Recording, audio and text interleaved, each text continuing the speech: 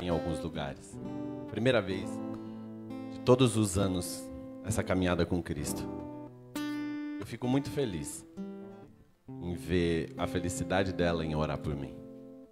Porque agora ela ora para que eu possa transmitir a mensagem. Antigamente ela orava para Deus me tirar da macumba. E a oração dessa mulher, Deus ouviu, ô glória. Você pode bater palma para Jesus por isso, irmão?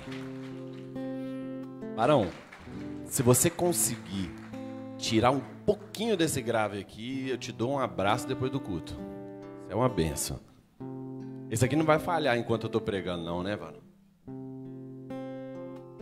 Te amo, Vitor. Pastor, a senhora estava falando sobre o fósforo e a luz. Uma vez eu ouvi algo muito bacana. É o bispo Edir Macedo que disse. Ele disse que uma vez, pastora Ana Judite, disseram para um pontinho de luz, evangelista Keren, que existia a escuridão. E o pontinho de luz ficou curioso. Ele foi procurar a escuridão. Mas ele nunca encontrou.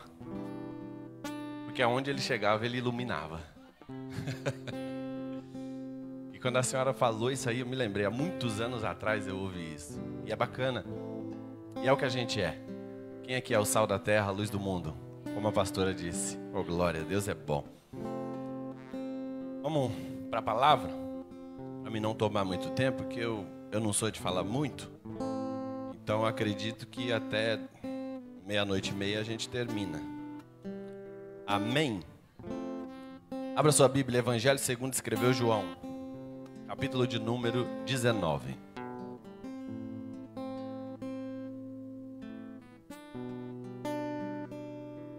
Nós vamos ler a partir do versículo 28. Quem achou diz amém.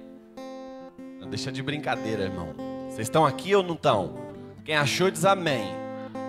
Oh, glória. Evangelho segundo escreveu João. Capítulo de número 19. A partir do versículo 28. Diz assim. Mais tarde, sabendo então que tudo estava concluído, para que a escritura se cumprisse, Jesus disse, quem disse? Tá fraco demais. Se a gente tivesse um grupo da terceira idade aqui, eu acredito que seria mais forte que isso aí, irmão. Quem disse? Oh, glória. Tenho sede. Estava ali uma vasilha cheia de vinagre. Então, embeberam uma esponja nela. Colocaram a esponja na ponta de um caniço de isopo e a ergueram até os lábios de Jesus. Tendo provado, Jesus disse, está consumado. Com isso, curvou a cabeça e entregou o Espírito. Esse dia era o dia da preparação. E o dia seguinte seria um sábado. Somente até aqui. O dia seguinte seria um sábado. Então entendemos que aquele dia era uma sexta-feira. Amém? Irmãos, eu não quero aqui hoje trazer uma palavra que, como o pastor Renilson, quando ele prega, eu gosto de ouvir aquele homem pregar. A gente sabe que a gente vai tomar uma paulada. Sim ou não? Porque quando ele prega, a gente toma. Ele gosta de bater, mas ele morde e depois ele assopra. Pastor Renato, cada um tem as suas peculiaridades, as suas formas, pastora Lídia, em pregar. Eu amo ouvir a pastora Lídia pregar. Eu amo e confesso que fiquei triste em não ter vindo na quarta-feira escatológica que ela pregou. Fiquei triste.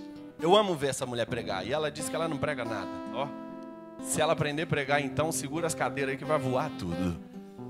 Eu não quero aqui hoje trazer para você uma palavra que eu vou bater em você, não. O que eu quero trazer para você aqui hoje é uma palavra reflexiva. Quero fazer você refletir na história do maior homem que já existiu na face da terra. Aquele que é, que era e que há de vir. E o nome dele é o que a gente disse, Jesus Cristo. Eu quero hoje mergulhar em alguns fatos que aconteceu na história da vida dele, até chegar o que o pastor Renato diz, o Tetelestai. está consumado. E hoje eu quero percorrer com você. Eu quero pegar o seu pensamento para mim e ajudar a andar com você dentro dessa palavra. Eu quero que você me empreste o seu pensamento para que isso aconteça. Porque eu creio que a Bíblia diz, no livro de Reis, que Elias, ele estava numa depressão profunda, numa situação horrível. A pastora Lídia pregou sobre a vida de Elias aqui dentro da caverna e pregou, foi uma exímia pregação, foi top. E a Bíblia diz que Elias naquela situação, querendo desistir, querendo parar, com fome, o anjo visitou, evangelista Bruno, Elias dentro da caverna e deu para ele comida. E com a força daquela comida ele caminhou por 40 dias na presença de Deus. Então eu quero profetizar aqui hoje que com a força do alimento que você vai comer aqui hoje, ele vai servir para alimentar você por muitos e muitos anos na presença de Deus. Nós vamos sair daqui saciados e eu creio assim. Amém? Irmãos, nós estamos diante de uma palavra que, confesso que quando Deus me deu, eu amei, eu apaixonei isso aqui. Meu coração está fervendo com essa palavra.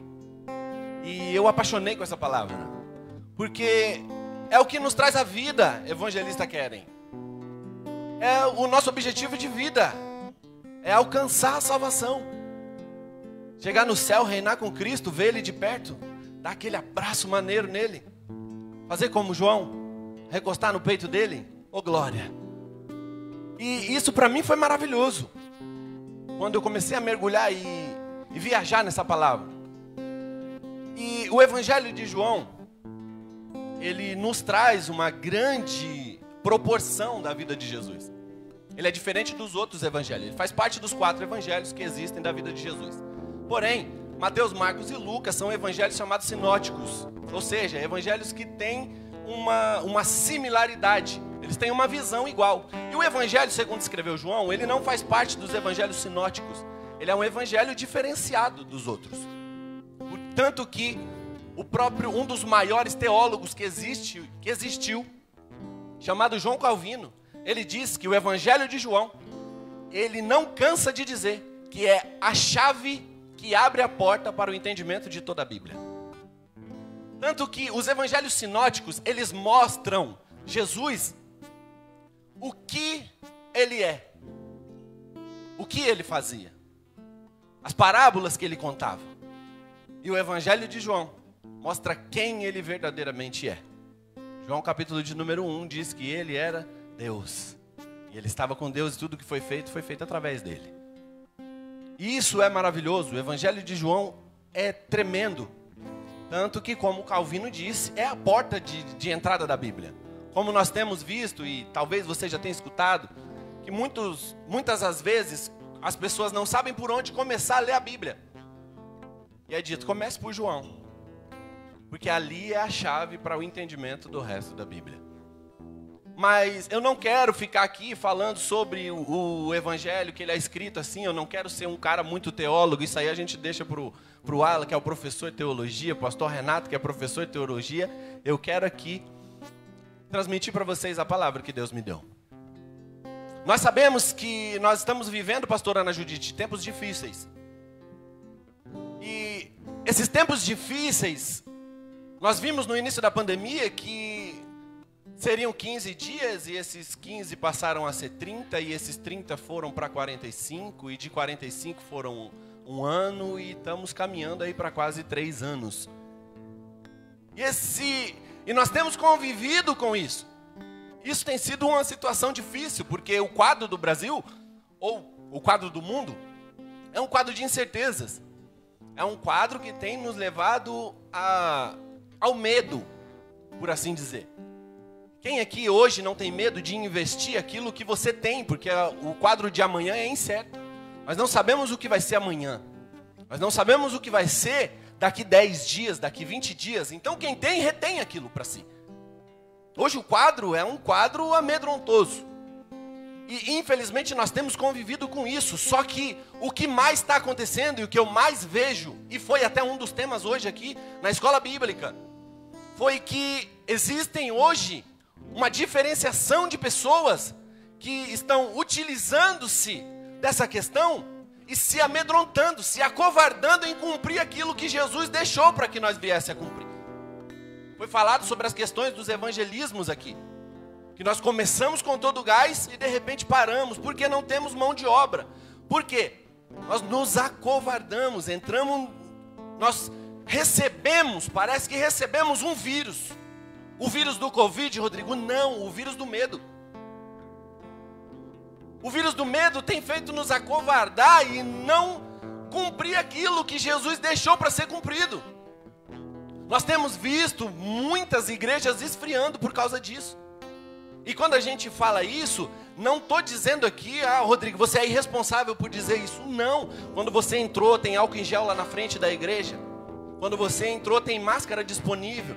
A gente costuma dizer, não abrace pessoas, não dê as mãos para elas, continue. Tudo aquilo que a OMS, eles estipulam, a gente pede para que seja seguido.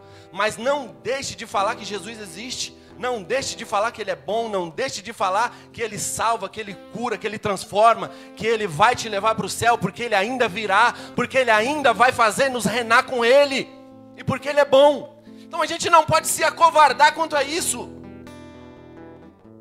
E Jesus, Ele nasceu em um quadro, não foi pandêmico, mas um quadro horrível. Porque nós vemos Malaquias dizendo que se os filhos não convertesse os seus corações aos seus pais, Deus viria do céu e esmagaria, estralhaçaria a terra com maldição. Tamanha situação em que estava acontecendo naquele tempo. 4 sumos sacerdotes, num tempo que só podia um, passou a ser profissão ao invés de ser um algo espiritual. Quem aqui sabe, se lembra que, se me falha o engano aqui, Mateus capítulo de número 4, Jesus ele entra dentro do templo, ele bate nos comerciantes, dizendo que a casa do Pai não era casa de comércio.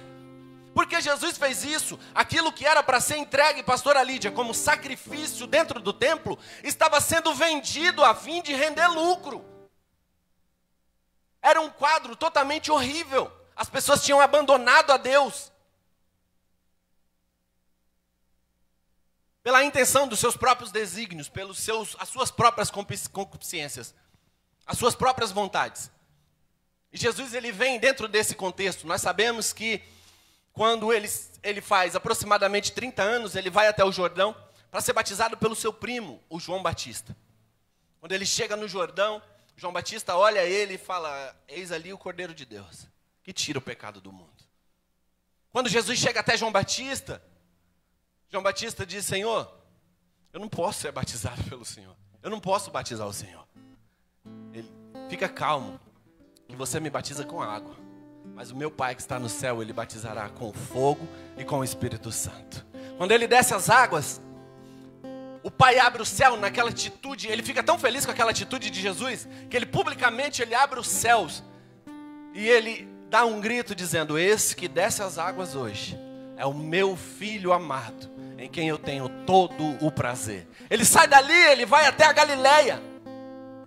Quando ele chega, antes dele chegar na Galileia, ele recruta 12 pessoas. E paz, meu irmão. Eu quero usar aqui o paradoxo do futebol. Jesus, ele recruta 12 pessoas e não dá. Ele não vai nos maiores clubes europeus lá, Bruno, recrutar um Cristiano Ronaldo, um Neymar da vida. Ele não vai nos maiores clubes de futebol mandar um bom olheiro lá para pegar os melhores que tem. Do contrário, ele vai lá na várzea, no terrão, onde você joga a bola lá, Bruno? Lá no fundo. E ele recruta os mais pereba que tem no futebol. Porque se nós formos ver a vida desses discípulos, irmão, vamos ser sinceros, nós não escolheríamos nenhum deles, pastora, nem para compor o time de lavar o banheiro. Não dá. Porque eles quebram o paradigma de pessoas que seriam escolhidas por Deus. Não dá para escolher. Ninguém em sã consciência escolheria. Mas quando Jesus escolhe, parece que ele vem fazer jus às palavras de Paulo, que diz assim, Deus escolheu as coisas loucas para confundir as sábias. Deus escolheu aqueles que não são, para confundir os que são. Então eu quero dizer uma coisa para você. Você está aqui porque Deus te escolheu. Foi Ele quem te escolheu, Ele quem te trouxe aqui. Talvez as pessoas não deem nada para você. Talvez você seja uma pessoa que ninguém escolheria nem para compor o time de futebol lá do Bruno. Talvez você não seria ninguém que ninguém escolheria. Talvez as pessoas nem do seu lado querem ficar. Mas Deus te escolheu. Deus te escolheu e Ele te trouxe aqui. E esses discípulos, eles têm um temperamento totalmente ruim. É um Pedro que, ainda que ele seja um dos maiores empresários, tem a maior peixaria que existia naquela época, ele simboliza um homem, pastora Lídia, com um temperamento totalmente inconstante. É um Mateus que quebra as regras daquele tempo, que precisava estar morto, mas foi encontrado por Jesus para compor os 12 discípulos. Então Jesus ele vem para fazer tudo diferente. E com esses 12 discípulos, ele entra em tudo que é canto, ele começa a fazer milagres e prodígios, maravilhas. Ele faz tanta coisa, que dentro de 3 anos, a Bíblia diz que ele já tinha revolucionado a sua época, toda a sua história. Ele foi uma pessoa totalmente diferenciada. Ele vai até Samaria, quebrando todas as leis daquele tempo, para encontrar com uma mulher que estava vivendo em prostituição, em adultério. E quebrando todas as leis daquele tempo, ele conversa com ela, encostada num poço. Ele fala com ela. E ela, sem saber quem é que está falando, ela começa a dizer: Senhor, aonde que tem essa água para a gente poder beber? Me dê dessa água para que eu não sinta mais sede, por favor. Ele: mulher, se você soubesse quem está falando com você, você pediria... Você não queria tomar dessa água, porque a água que eu tenho é água que você jamais teria sede. E ele diz para ela: vai buscar teu marido. E ela diz: Senhor, marido?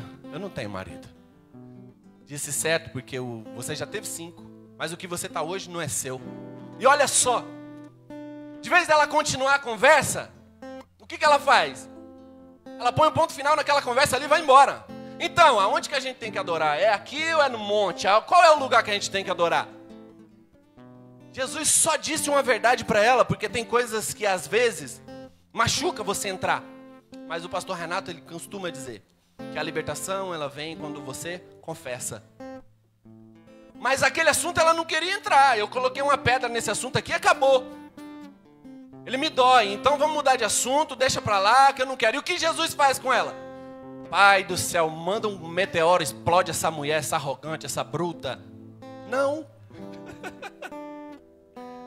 Jesus trata ela com amor.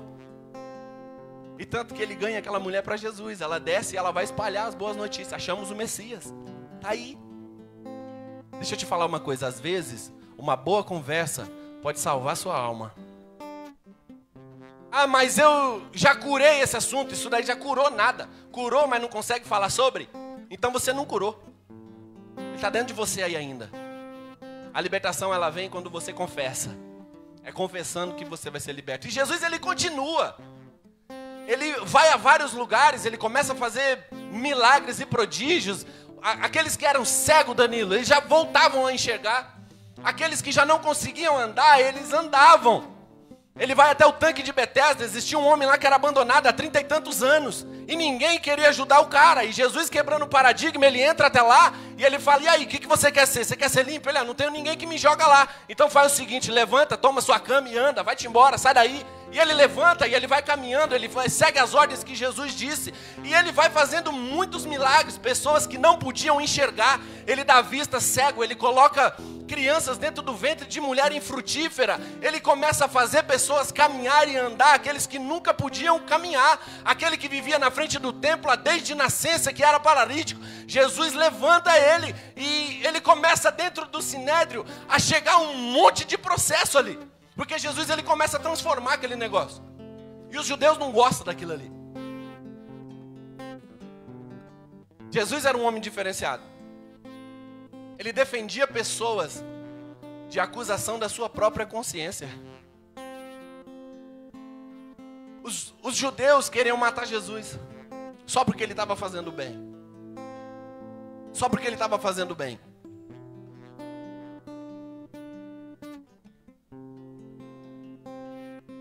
A Bíblia diz que Jesus ele começa a fazer vários milagres. Ele levanta o filho de uma mulher que tinha acabado de perder o marido. Ela não tinha nem nome, essa mulher. Ela era conhecida pelo aquilo que aconteceu com ela dentro de uma cidade chamada Viúva de Naim.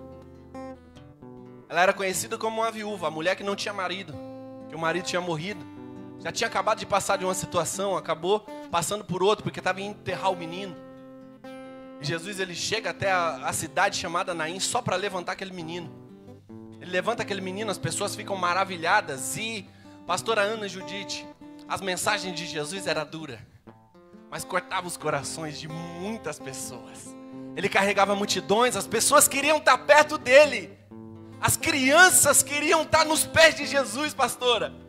Você já viu criança querer estar perto de pessoa arrogante?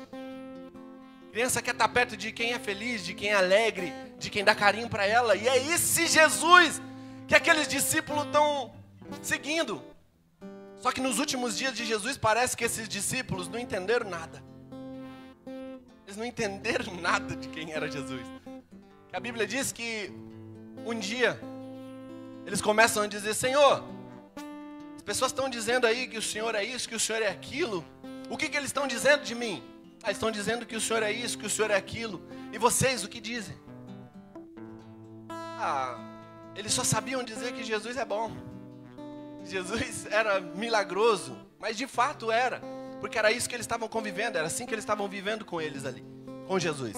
Eles aprenderam isso durante os 3 anos. Mas Jesus era muito mais do que isso. Ele ia muito além do que eles podiam imaginar. E Jesus caminha, continuando fazendo os seus milagres. Ele vai fazendo muitos milagres. E a Bíblia nos atenta a um milagre que a Bíblia diz que um dia um amigo chamado Lázaro morre. Quando o amigo chamado Lázaro morre, a notícia chega até Jesus. Quando a notícia chega até Jesus, ele não vai chegar lá no 3º dia, ele vai aguardar 4 dias. Quando ele aguarda 4 dias e a notícia chega, ele diz aos seus discípulos: é o seguinte, vamos para Betânia. Dizer vamos para Betânia significa dizer, se formos para Betânia, 2 coisas vão acontecer, ou podem acontecer. Se eu chegar lá, eu tiro ele dessa sepultura. Mas se eu tirar ele dessa sepultura, 2 coisas podem acontecer. Ou os judeus se convertem e reconhecem que Deus mandou o Messias, ou eles me matarão e automaticamente matarão a vocês também. Deixa eu ser aqui o advogado de Tomé, a quem vocês dizem que ele é o total incrédulo. Enquanto Jesus está dizendo, vamos para Betânia, evangelista Alan, os discípulos estão pensando, se a gente for, a gente morre. Se a gente for, vai acabar. Tomé olha para Jesus e ele diz, mestre, sacode Betânia, porque se formos para morrer, vamos morrer junto com o Senhor. Vai lá e levanta Lázaro. Ele é o único que diz, vamos embora para Betânia, contigo vamos até a morte. Quando ele chega na cidade de Betânia, a Bíblia diz que Lázaro está lá dentro. Quando Lázaro está lá dentro já faz 4 dias. Porque todos os milagres que Jesus fez e todo mundo que ele ressuscitou até o 3º dia. Eu te respondo porque os judeus faziam a defesa, catalepsia. O espírito estava do lado do corpo ainda, porque até 3 dias ainda havia a probabilidade de ressuscitar. Mas Jesus ele quebra o paradigma. Ele chega até a cidade de Betânia. Quando ele olha lá no 4º dia, ele diz, ei, ele está aí dentro, arranca a pedra.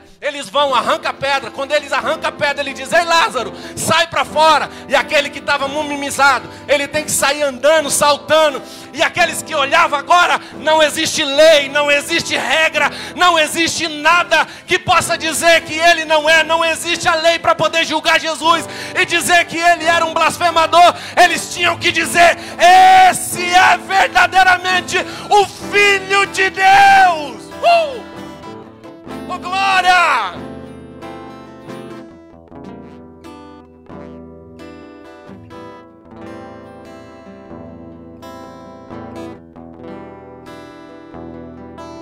glória. A Bíblia diz que quando passa isso, eles fazem um plano para matar Jesus.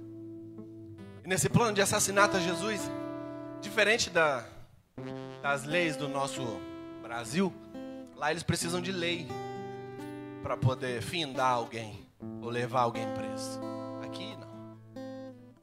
E eles ficam entre si, tentando como que faremos para matar esse cara. A Bíblia diz que Jesus ele vai até o Monte das Oliveiras, orar no jardim do Getsemane. E quando ele vai orar no jardim do Getsemane,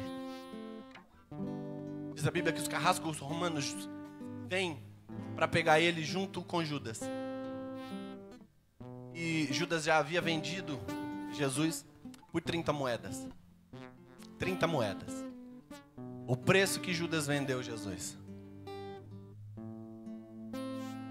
Ele acabou pendurado numa corda com as suas entranhas, sendo jogada num vale chamado Vale de Alceudama.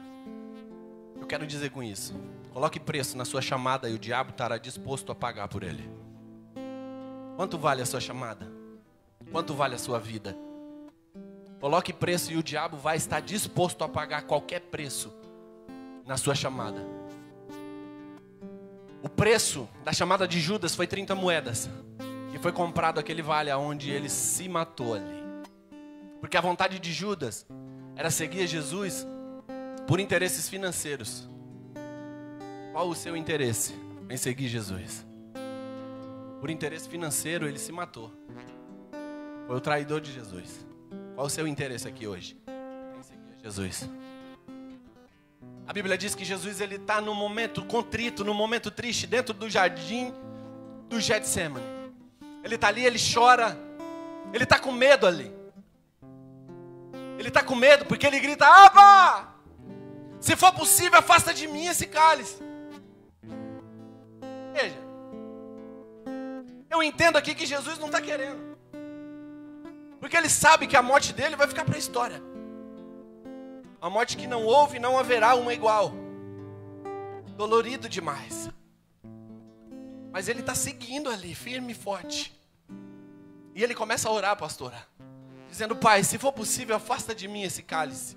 Que eu aprendo aqui, e eu já disse isso, maturidade espiritual.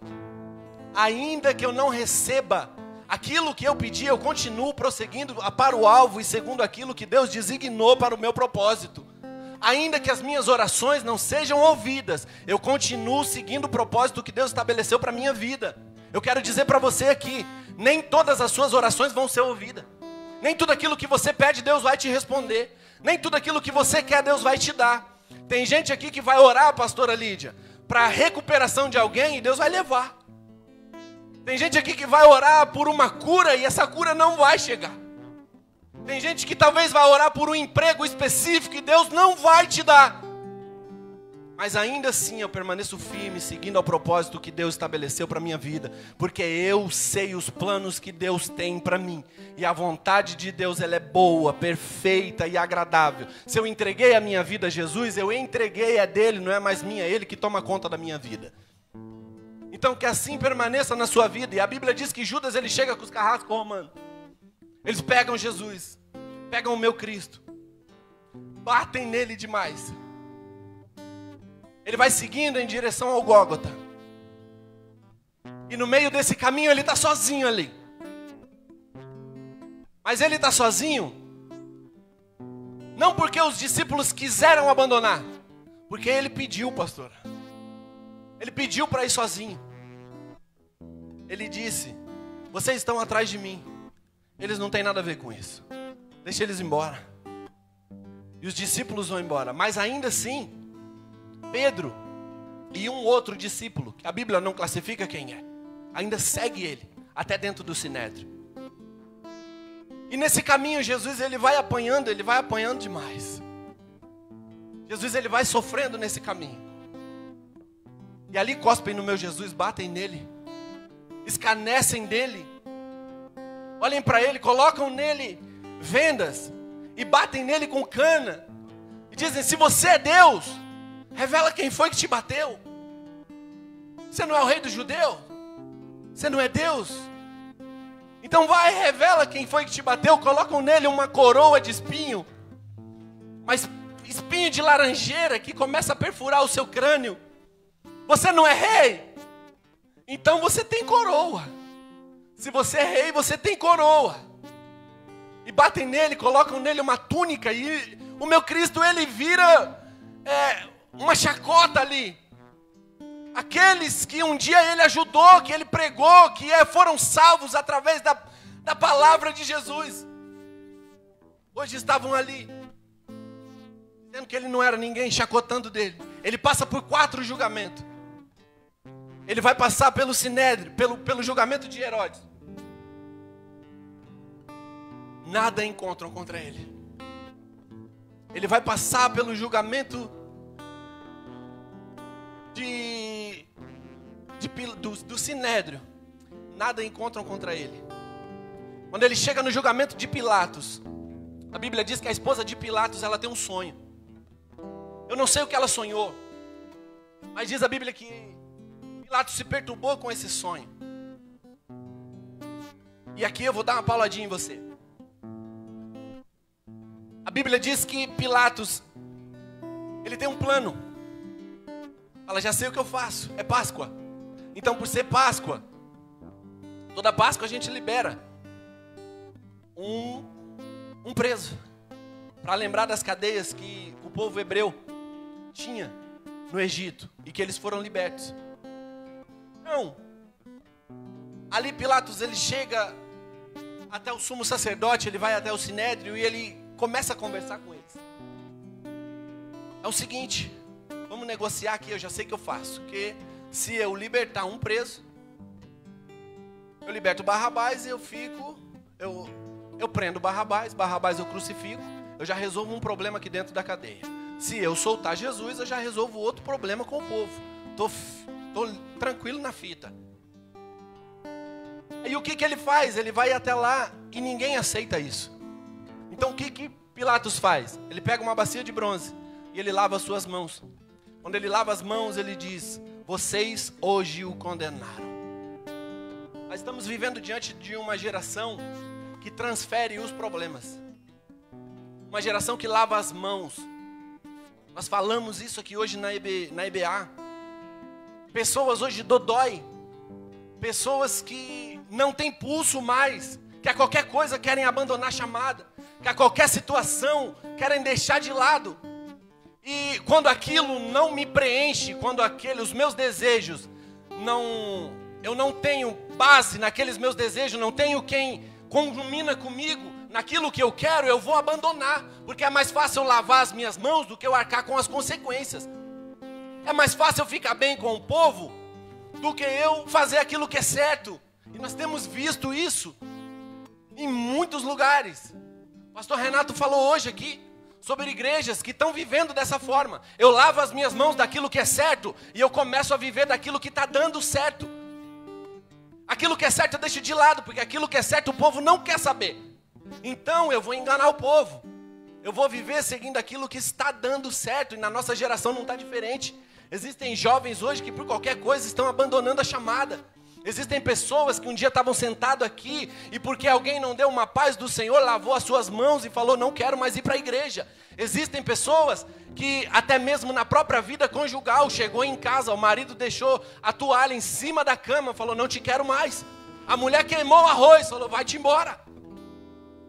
Uma geração fraca. Uma geração que gosta de abandonar aquilo que Deus deixou para que fosse o mandamento dele.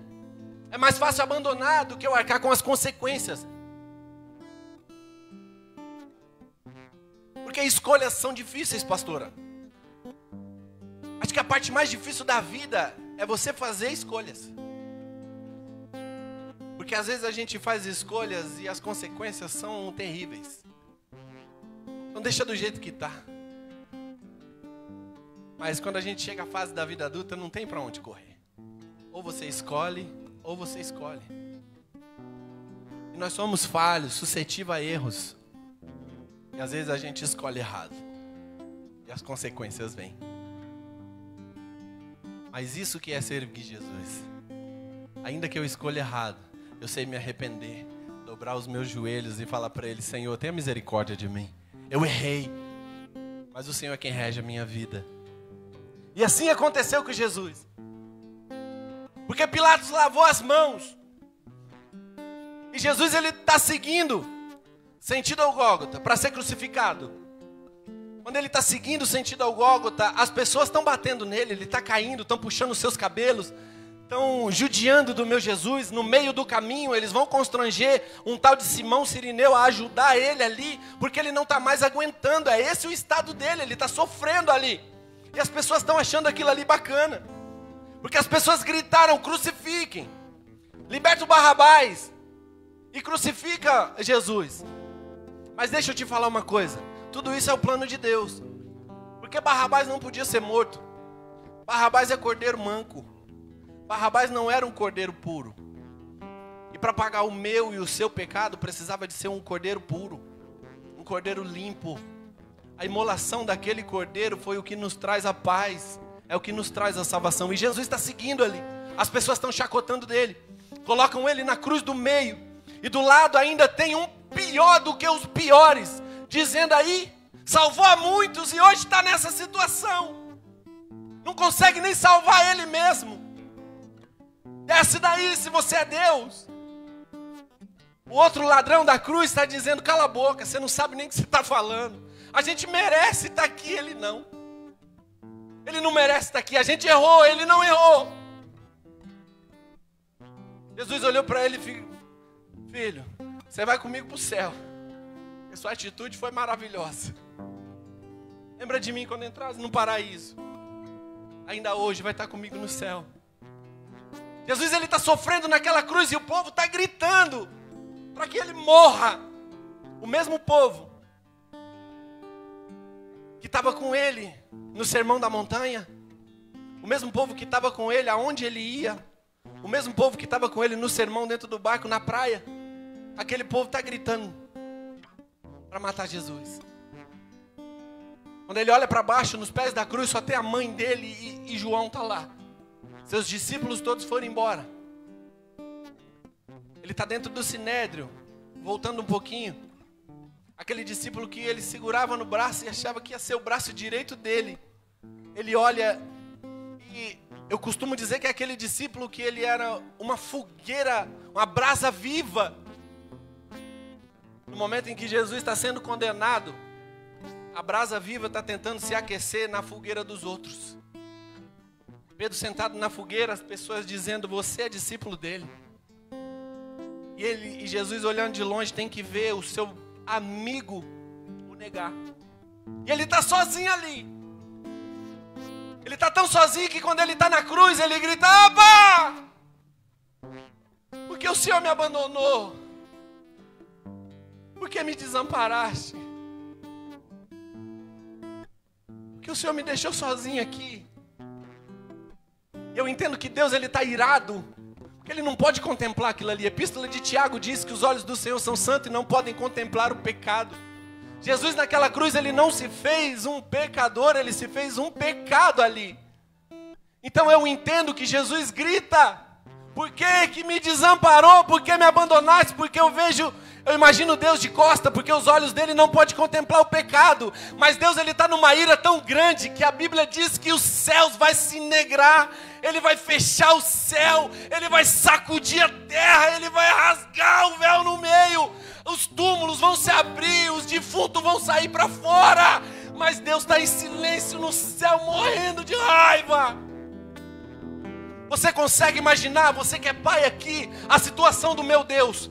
Se você soubesse que o seu filho, ele não fez nada, absolutamente nada, e ele está sentado em uma cadeira elétrica a ponto de ser morto, e você tem o controle na mão para desligar, você desligaria sim ou não? Esse é o estado do meu Deus.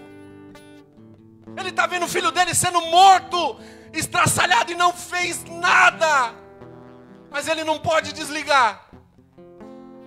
As pessoas chacotando e Jesus ali desesperado: porque o Senhor me abandonou? Mas a Bíblia diz que uma certa feita ele olha para cima e ele diz: Tetelestai. Está consumado. Ele fecha os olhos e morre. Seus discípulos estão perdidos. Os discípulos estão desesperados. E a Bíblia diz que esse dia era sexta-feira. Seus discípulos fogem, vão para a casa de Tomé, pastora Lídia. E se você não consegue chegar lá, eu quero ir com você na casa de Tomé. Os discípulos olhando e dizendo: o que aconteceu? E nós fizemos com nossos 3 anos. Jogamos a nossa vida fora. Como é que ele morreu? Eu achei que ele era Deus. Eu abandonei minha vida inteira e ele morreu. Eu achava que ele ia tomar Roma e ele ia ser o novo rei, Alan. É as prostitutas dizendo: e agora? Quem é que vai ser o nosso advogado? É os leprosos olhando e dizendo: eu achava que era Deus. Como que ele me curou? É um João dizendo: no peito de quem eu vou recostar agora? E é um Pedro amargurado chorando. Eu neguei. Mas eu abandonei tudo que eu tinha. Abandonei minha vida por ele. A Bíblia diz que era uma sexta-feira aquele dia. A Bíblia diz que José de Arimateia, ele briga. Vai no Sinédrio e ele briga pelo corpo de Jesus. Envolve-o num manto. Coloca ele dentro de um túmulo. Diz: pelo que esse cara fez, ele merece ter apenas, pelo menos um lugar para estar morto. Sexta-feira. Eu vejo uma tristeza tão grande, porque as pessoas que foram libertas por ele, acreditaram nele, nós confiamos nele. O que nós fizemos na nossa vida? Desperdiçamos nosso tempo. Parece que aqueles 12 discípulos não entenderam nada. E o que eu consigo ouvir naquela sexta-feira é um silêncio muito grande. Segura aí, só um pouquinho. Esse é o som daquela sexta-feira. Esse é o som daquela sexta-feira, um silêncio tão grande. Não tem mais aquela festa do triunfo. Aquela festa de quando ele entrou em cima do jumentinho, não tem. Aquelas pessoas glorificando a ele, não tem. Aquela festa de quando ele estava vindo até a cidade de Naim, com o seu povo, não tem mais. As pessoas desesperadas. A Bíblia diz que os seus estão indo embora a cerca de 15 quilômetros de Jerusalém. No caminho. O que nós fizemos com nossos últimos 3 anos? No meio do caminho a Bíblia diz que eles vão ser...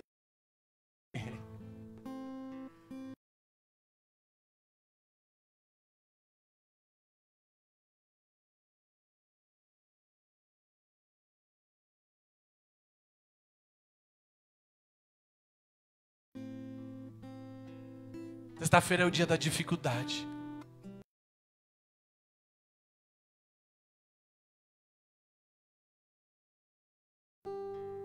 Sexta-feira é o dia que você chega em casa e o marido olha para você e fala: eu não te... Sexta-feira é o dia que você está trabalhando e o seu encarregado, você foi demitido. Aí você vem embora no ônibus dizendo: como que eu vou alimentar minha família agora? Sexta-feira é o dia que você chega em casa, abre uma gaveta e descobre que o filho está enfiado nas drogas. Sexta-feira é o dia que você, filho, chega em casa e vê o seu pai bêbado batendo na sua mãe. Sexta-feira é o dia que a gente sente frio e não tem um cobertor.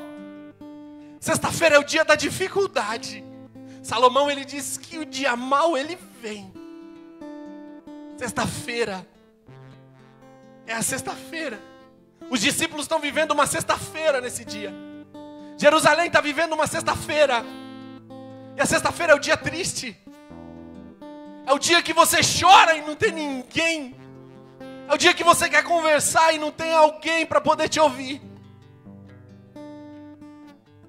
Sexta-feira é o dia que o médico liga e fala: ó, eu preciso conversar com você urgentemente. Você vem dizendo: Senhor, não deixa ser essa notícia que parece ser tão óbvia. Sexta-feira é quando você está na ultrassom e o médico diz: ó, não tem jeito, vai evoluir para um aborto. Sexta-feira é o dia que você faz o exame e o médico diz: ó, é um câncer. Você tem apenas 4, 5 meses de vida. Sexta-feira é o dia do frio sem cobertor.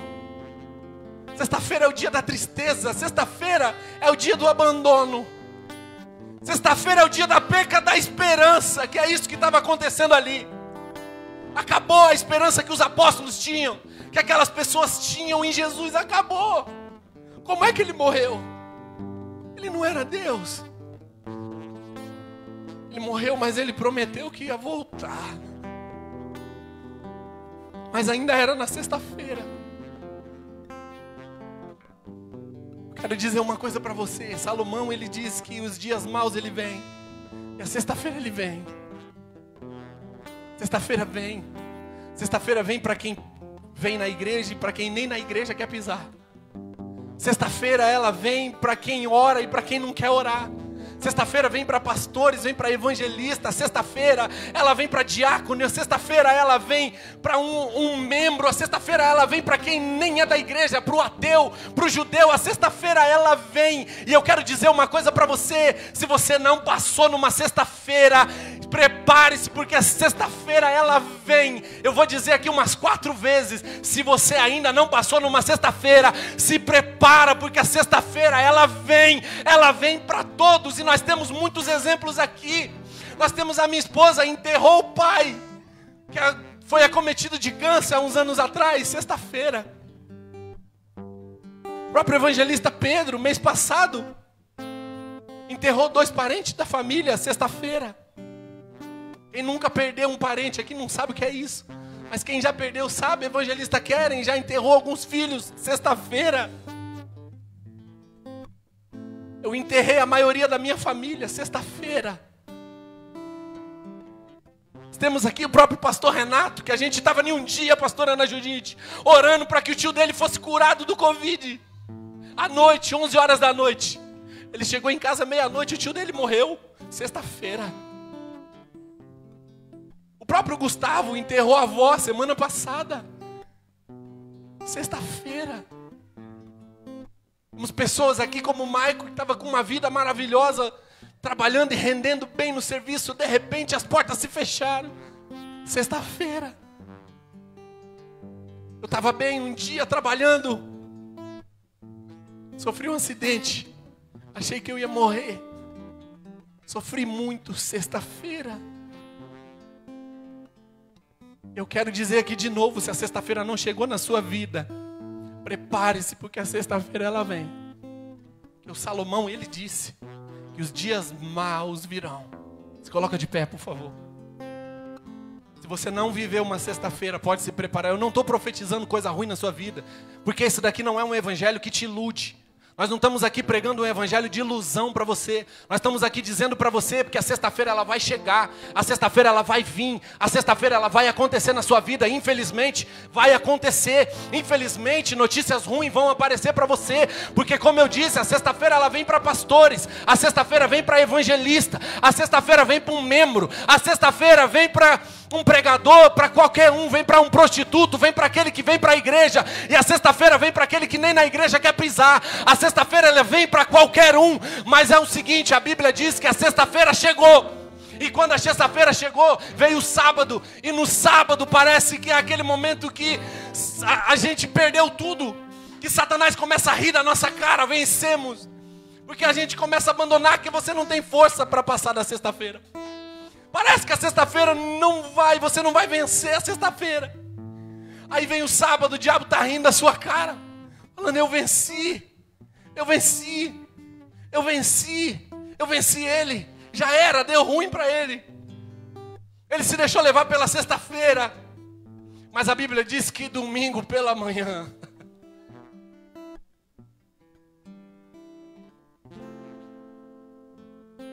oh glória! Mas no domingo pela manhã, a Bíblia diz que as mulheres pegaram perfume, Vitor, e foram perfumar o entorno do sepulcro de Jesus. Quando ela chega, a pastora Lídia: eu estou sentindo Deus aqui. Oh glória! Quando elas chegam para perfumar o entorno do sepulcro de Jesus, a Bíblia diz que elas olharem aqueles guardas que lá estavam caídos no chão. A pedra que tinha o selo de Herodes ali, marcando: ninguém toca nessa pedra, ninguém mexe nessa pedra. O selo de Herodes estava quebrado, a pedra tinha saído do lugar. E alguém que estava sentado em cima daquela pedra olhou para elas e disse assim: por que vocês estão procurando dentre os mortos aquele que vivo está?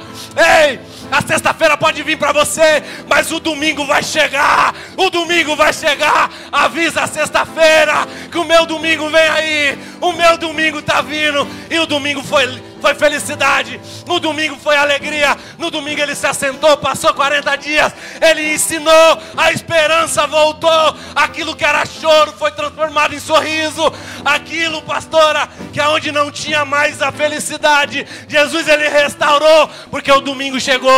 Eu quero profetizar na sua vida que ainda que a sexta-feira vem, o domingo está chegando. O seu domingo está chegando, porque a Bíblia diz que o choro pode durar uma noite, mas a alegria no amanhecer ela vem, ela vem, ela vem, oh glória!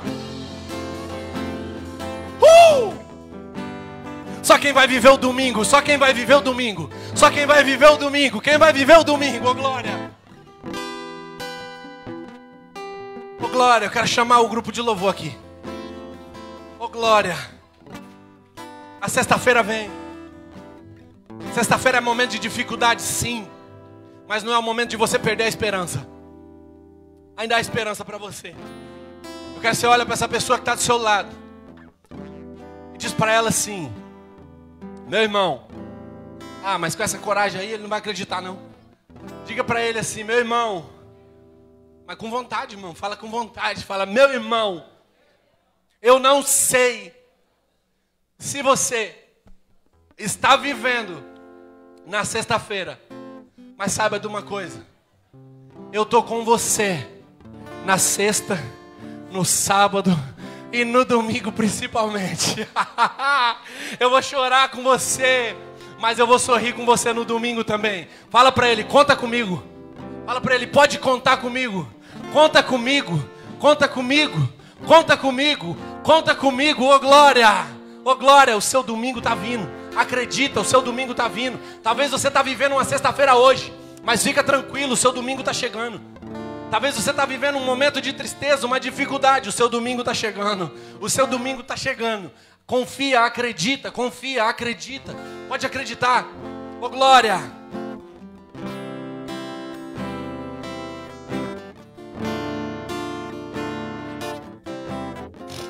Oh glória!